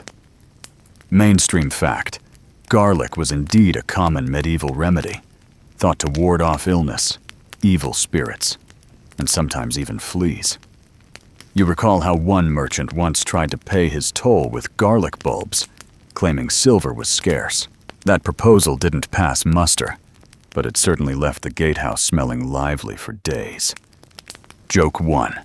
If tolls were paid in garlic, no one would ever dare invade. The stench alone would hold them back.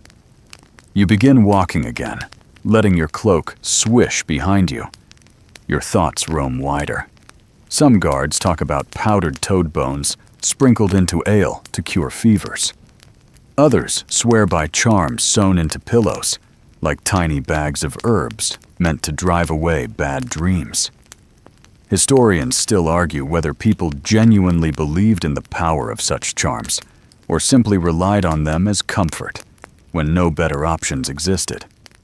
From where you stand, staring into endless mist, the line between belief and comfort doesn't seem very wide.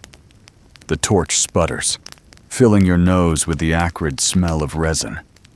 You cough softly, muttering that perhaps the torch itself needs a cure. Joke 2. Powdered frog leg, maybe, or a prayer to Saint Flint, patron of stubborn flames. You chuckle under your breath, though the laugh sounds thin against the heavy stones. You recall a woman who passed through the gate weeks ago, her cart piled high with jars of concoctions. She claimed they could cure everything from headaches to heartbreak. Most were mixtures of honey, vinegar, and herbs. Some guards bought flasks just to see. You remember one of them swearing the potion cured his toothache. Another insisted it only made his stomach worse. Quirky tidbit: vinegar was widely believed to purify air during times of plague, though whether it worked or not is doubtful. Still, people clung to it, as desperate for safety as you are for sleep. The mist coils again around your boots, and you imagine it as smoke from some apothecary's workshop, curling with the scent of strange brews. You picture mortar and pestle grinding roots, pestle pounding powders, hands busy shaping pills of dubious efficacy. Perhaps in the morning, stalls will display them openly, sellers boasting of miracles. Tonight, the square is empty, and only your imagination fills it. Your stomach rumbles softly. You think of a so-called remedy you heard in jest. Stale beer mixed with bread crusts, supposedly good for strengthening bones. The thought makes you grimace. Joke 3. If that's true, every drunk in York should be immortal by now. You shift your spear against the wall, the iron tip scraping faintly. Remedies might amuse you, but they also remind you of the fragility of life here. Fevers can strike without warning. A scratch can fester, and often, the only help available is garlic, honey, or hope. You sigh, gripping the keys at your belt, feeling their chill weight. Guarding gates seems straightforward by comparison. Your boots resume their rhythm. Step, scrape, turn. The torchlight paints your shadow long across the cobbles. You imagine it as another healer, peddling cures in pantomime, bowing and gesturing as though offering bottles to unseen buyers. You smirk, shaking your head, muttering, "Not tonight, Shadow. The only cure I need is dawn." The silence deepens once more. Somewhere far off, an owl hoots, its call low and mournful. The sound blends oddly with your thoughts, as though even the birds are diagnosing the night with sleeplessness. You pace slower now, letting your mind wander over the absurdities of what people believe, and yet how fiercely they cling to them. Historians still argue whether such remedies were superstition, early science, or just commerce dressed in herbs. Perhaps all three. You can imagine future scholars debating whether your own pacing kept the city safe or was simply ritual for its own sake. In the middle of the night, both explanations feel the same. You rub your hands together, blowing into them for warmth. The damp chill settles into your joints, and you wonder if tomorrow you'll feel stiff as an old man. Perhaps you'll ask the market herbalist for something to rub on your knees, or perhaps you'll simply walk it off. Remedies, after all, are half belief. You pause once more beneath the arch, listening to the faint drip of water from the battlements. The sound is steady, almost like the drip of liquid into a vial. You imagine apothecaries bottling the night itself, selling it as a cure for sleeplessness. Take 2 drops of darkness and call me in the morning. The thought makes you chuckle softly, shaking your head at your own absurdity. Yet the night remains heavy, the torch stubborn, the gate immovable. You are no apothecary, no priest, no healer. You are simply the watch, walking your circuit, guarding the city while remedies and cures wait for daylight. Still, you carry the weight of those stories, those jars, those whispered charms, because they too are part of York, as much as its coins, its rebellions, its animals, and its bells. The mist curls once more, swallowing your shadow, and you resume your pacing. The night has many ills. You have no cure for them, but patience, footsteps, and the promise that dawn will eventually rise. The torch crackles with a tired hiss, as if it too longs for sleep. You adjust it slightly, the flame wobbling before settling into a steady glow, and then you glance upward. The clouds have thinned. For the first time in hours, stars emerge clearly in the sky, scattered like a handful of silver coins across black velvet. You draw a long breath, letting the cold air fill your lungs, and for a moment, the weight of the gate lessens. York's stones feel eternal, but the stars remind you that eternity stretches even further. Mainstream fact: medieval people often looked to the night sky for guidance, from practical navigation to signs of divine will. Constellations were as familiar as street names, and astrologers claimed to predict fortunes by their movements. You tilt your head, tracing patterns. There is the plow, its handle pointing vaguely north. There is Orion, his belt sharp even through the haze. You smile faintly, whispering their names like old companions. The air smells cleaner now, washed by rain, and your boots feel lighter as you walk. You remember hearing once that farmers timed their planting by the stars, swearing that certain constellations brought better harvests. Others believed a comet foretold war, or that eclipses carried omens of doom. Historians still argue whether ordinary people truly believed every prediction, or whether they simply enjoyed telling stories under the stars. From where you stand tonight, the difference hardly matters. Belief itself gives the night texture. You pause at the slit window, gazing up through its narrow frame. The stars seem even brighter when squeezed by stone, as though magnified by the contrast. You wonder how many guards before you have stood here in the same posture, whispering to the same sky. The thought is oddly comforting. A breeze stirs, carrying the faint scent of smoke from some distant hearth. You let your mind wander, imagining astronomers in far-off lands charting the same sky at this very moment. Quirky tidbit: scholars in the Islamic world preserved and expanded much of the star knowledge Europe once forgot, passing it back through translations that would later filter into towns like York. You grin faintly. The thought that some guard in Baghdad once tilted his head skyward just as you do now feels like kinship across centuries. The torch flickers again, and for a heartbeat, the constellations seem to move, their patterns shifting like restless soldiers. You blink, steadying your gaze. Of course they remain fixed, though you know from tavern chatter that some swear stars wander like men, changing their paths when no one looks. Joke 1. If stars truly did wander, you'd charge them tolls for passing overhead. You resume your pacing, glancing up every few steps.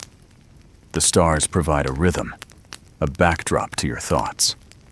Orion watches over you, steady as ever.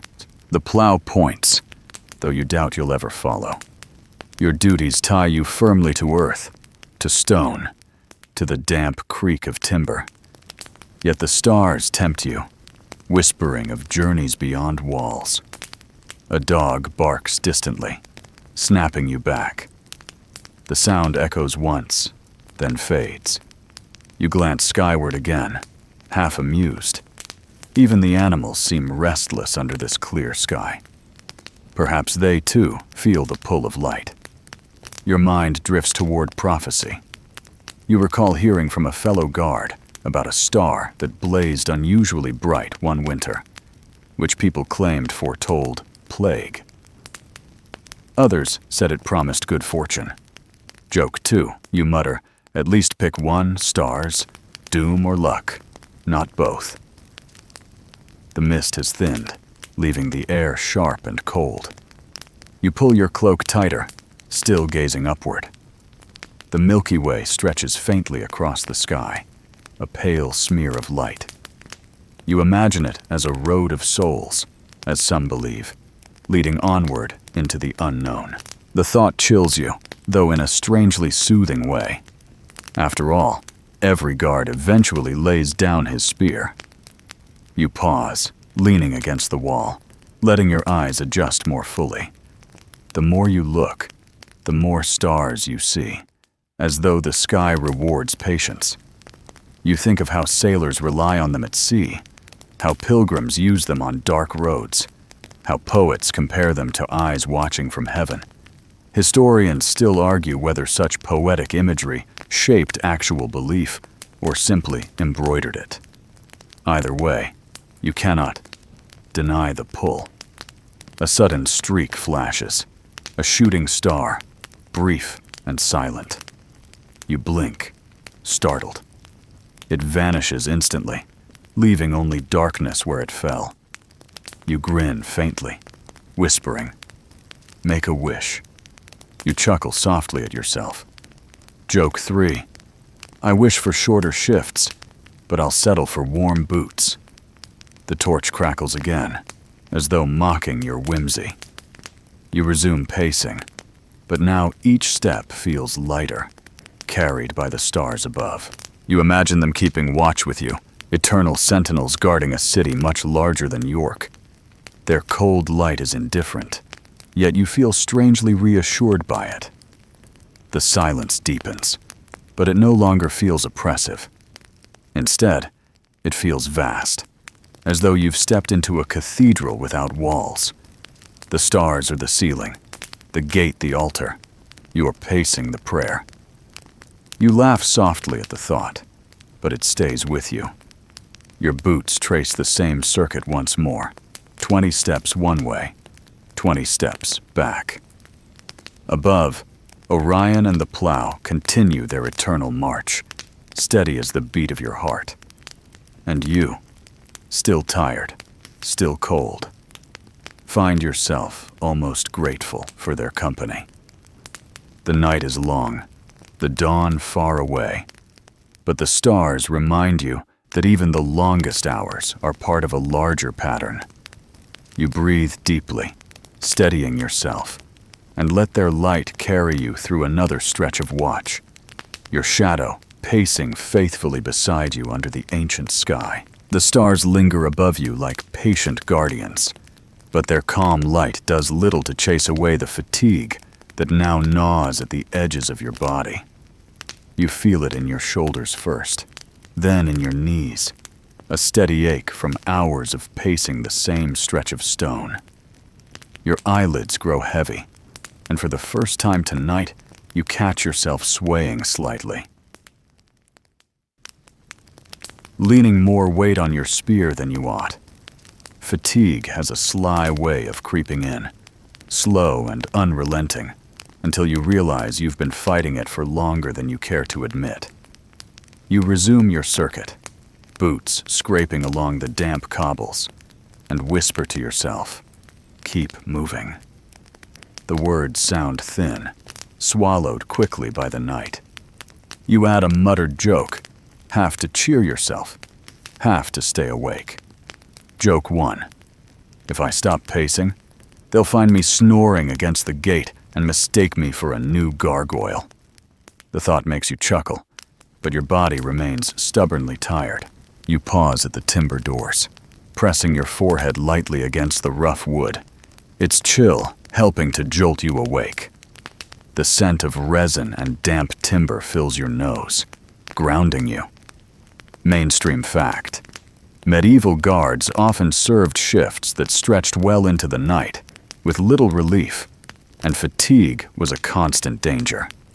Records even mention fines or punishments for those caught sleeping at their posts. You remind yourself of that history now, trying to hold your spine straighter, even as your body begs for rest. The silence of the city doesn't help.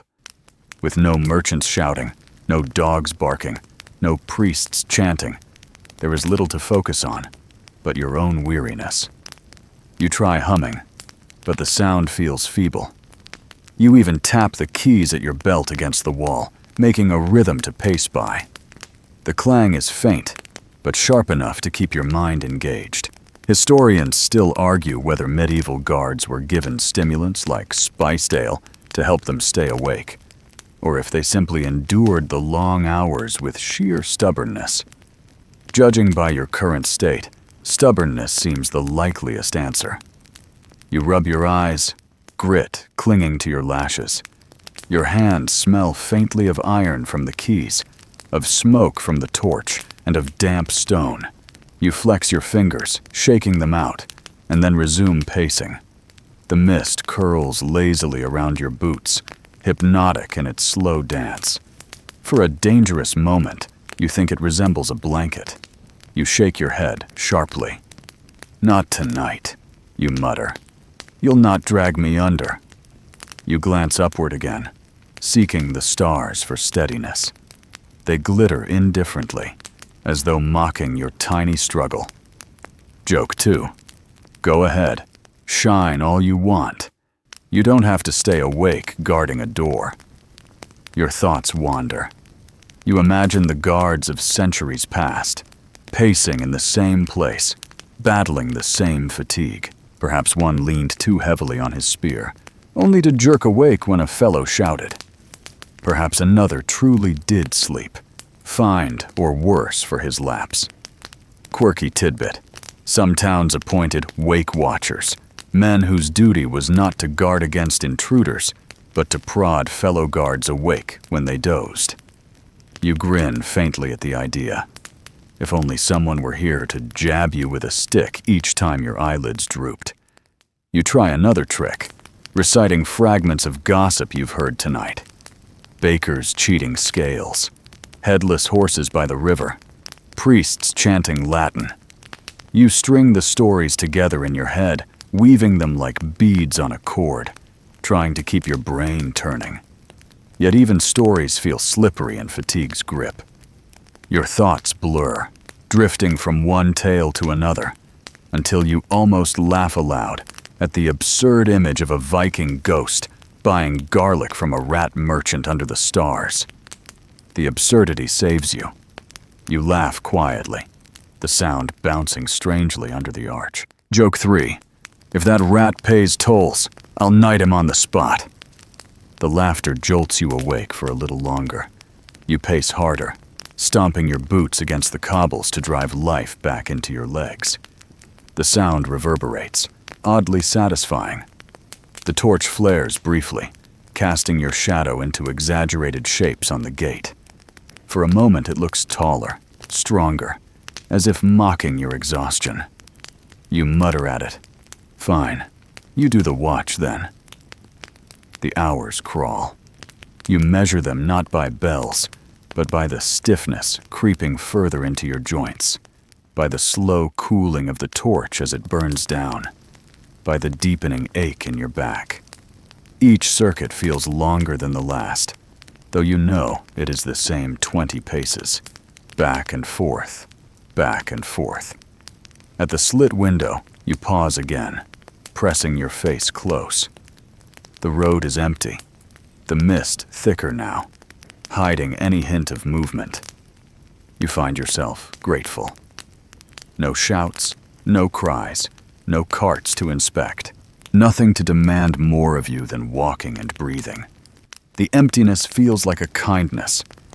Still, you worry. Fatigue is not harmless.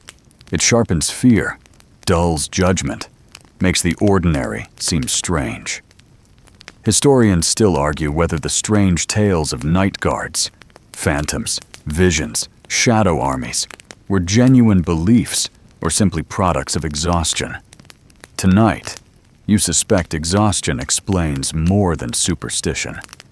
But even knowing that, you can't shake the chill when you see shadows flicker unexpectedly across the wall.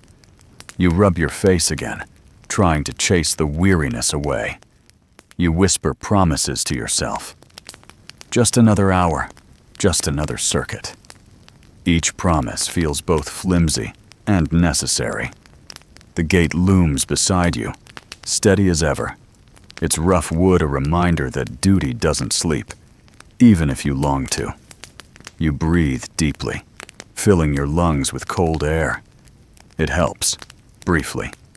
You straighten your spine, roll your shoulders, and force another round of pacing. Step, scrape, turn. Step, scrape, turn. The rhythm becomes your anchor, a drumbeat against the lull of sleep. You imagine your boots as hammers, keeping time against the city's heart. The torch dwindles further, its flame small but stubborn. You admire it. Somehow it keeps burning, just as you keep pacing. Both of you reduced, but not extinguished. The thought steadies you, gives you something to cling to. You glance skyward one more time. The stars remain, serene and cold. You nod at them, as though they can hear. Still here, you whisper, still awake. The words are quiet, but they carry weight. The fatigue does not vanish, but you manage it. You walk, you breathe, you mutter jokes, you watch shadows. The city sleeps, and you remain its weary sentinel. The slowest hours are the hardest, yet they pass, minute by minute, step by step, as they always have and always will.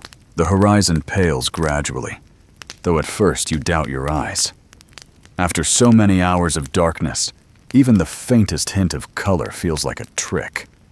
But no, look again, and the mist itself seems thinner, touched with the faint glow of approaching dawn. You straighten your shoulders despite the ache, shifting your weight from one foot to the other. Relief, cautious and quiet, begins to spread through you. The night has not defeated you. The torch beside you sputters, its flame stuttering, as though it too senses its task is ending.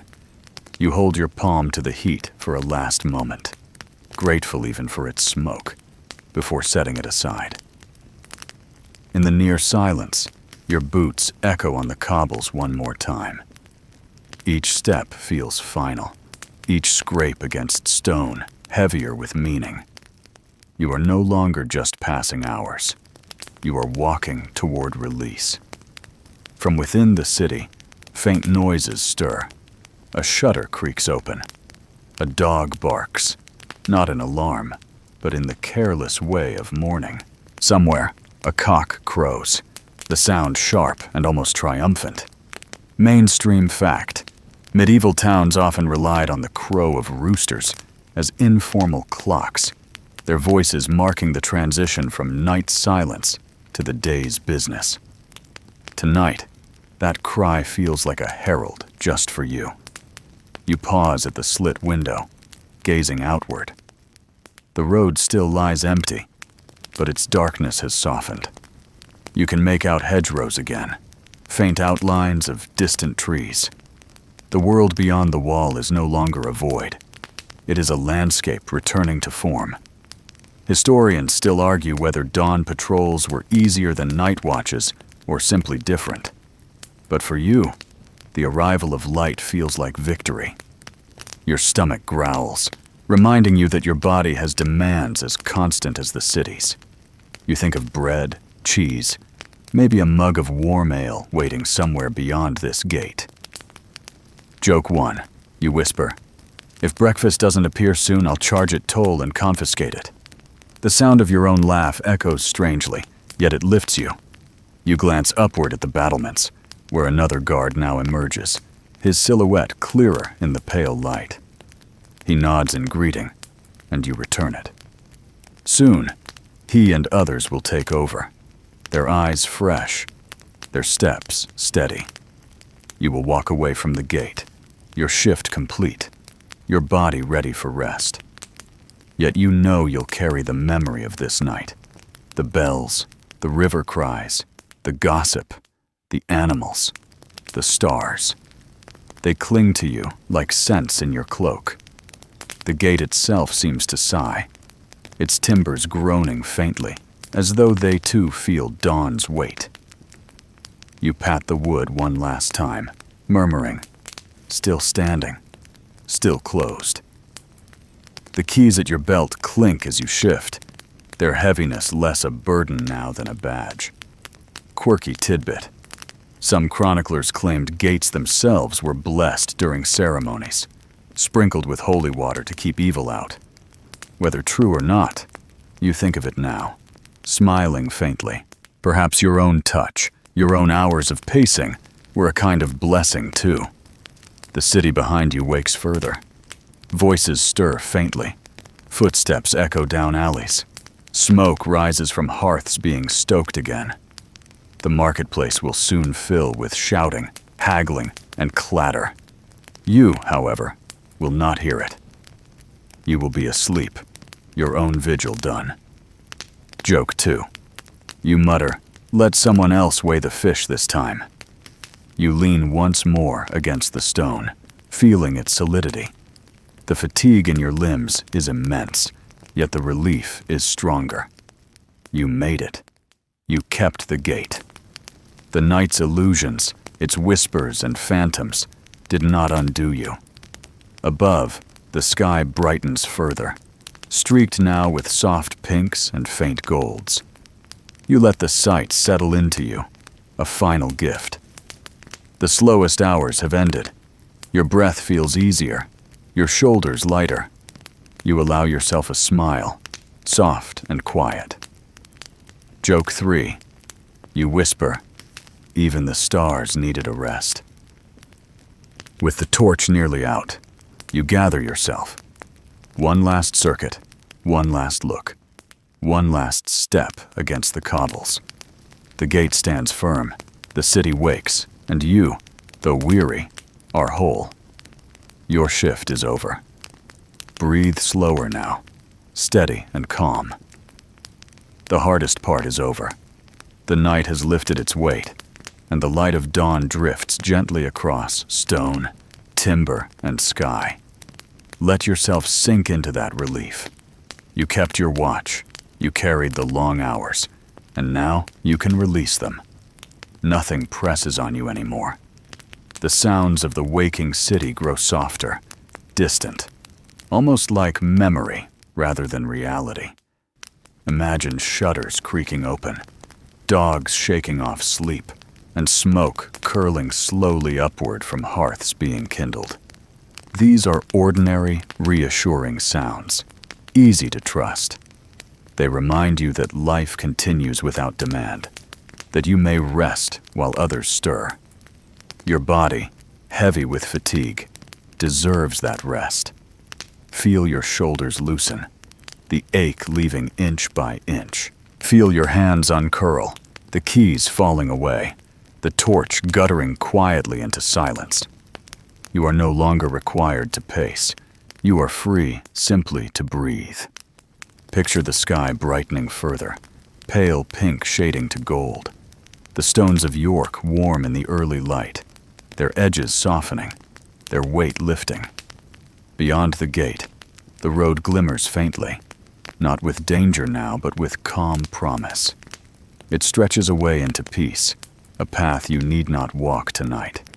Every sound fades, every detail quiets. The animals are calm, the bells are silent, the river still.